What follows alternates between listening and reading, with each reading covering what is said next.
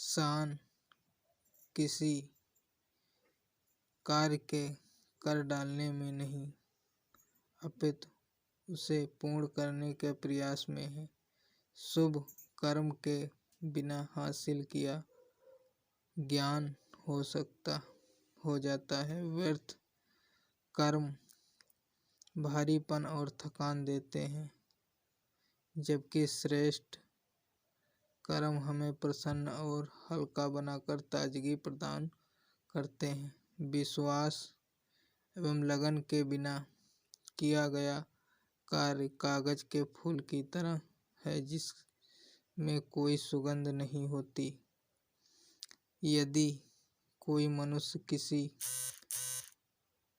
कार्य को अनिश्चितता से आरंभ करता है तो उसे दुविधा का सामना करना नापाक। आदमी हर भले आदमी का दुश्मन होता है। सच्चा काम स्वार्थ और अहंकार को छोड़े बिना नहीं होता। सुरजनों को अपने मुख से अपनी प्रशंसा करना कभी नहीं भाता। वे वाणी के द्वारा प्रदर्शन न करके शुभ कर्म ही करते हैं। यह जानकर मैं सकते में आ गया कि सिर्फ अच्छे ईसाई ही स्वर्ग में जा सकते हैं, इसलिए मैं पादरी नहीं बन सका। तब भी अच्छे इंसान अच्छे कर्म को करने ही हैं।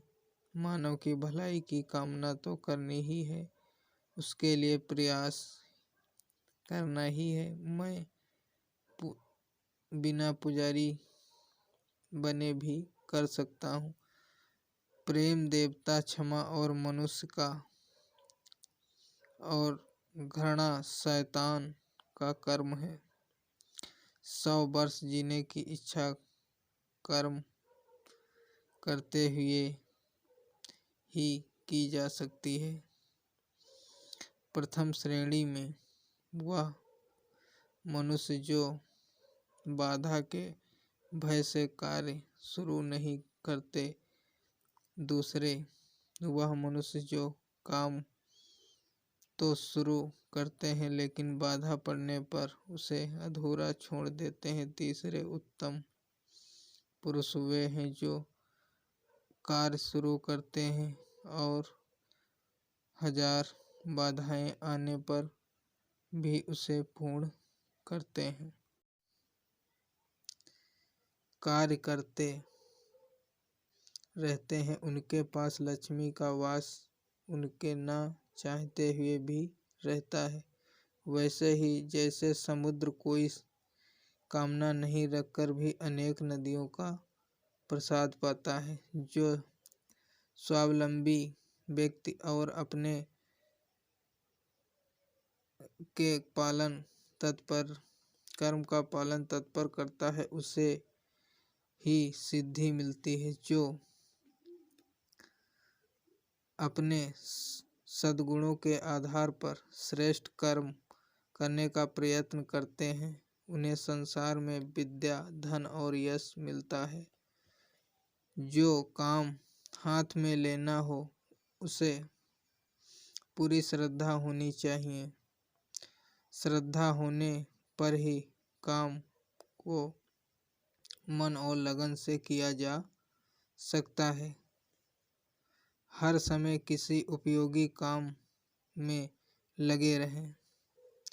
स्वयं को कर्म के अधीन रखो। तुम्हारा अधिकार कर्म पर है और कर्म फल कर्मानुरूप प्राप्त होगा। सज्जन की उपयोगिता कर्म से है, कष्ट से नहीं।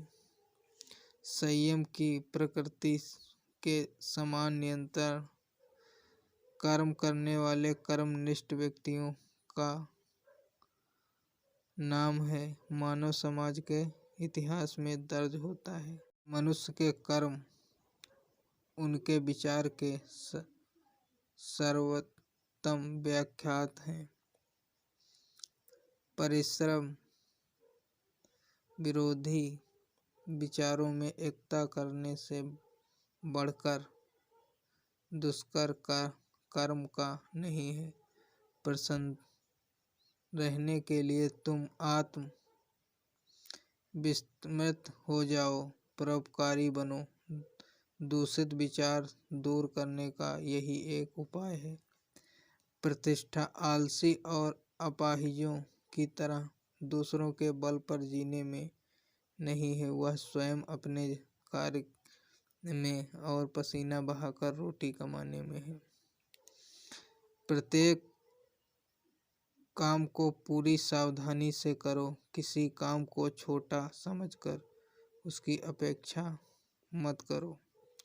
पहले किए हुए कर्म के द्वारा आप अपने भाग्य को पा रहे हैं, जिसकी तुम आकांक्षा करते हो। यदि वह असंभव नहीं है, नहीं तो उसी को आकांक्षा करो जो तुम कर सकते हो, उसके जिसके योग्य हो। धन है वह पुरुष जो कार्य करने से कभी पीछे नहीं हटता।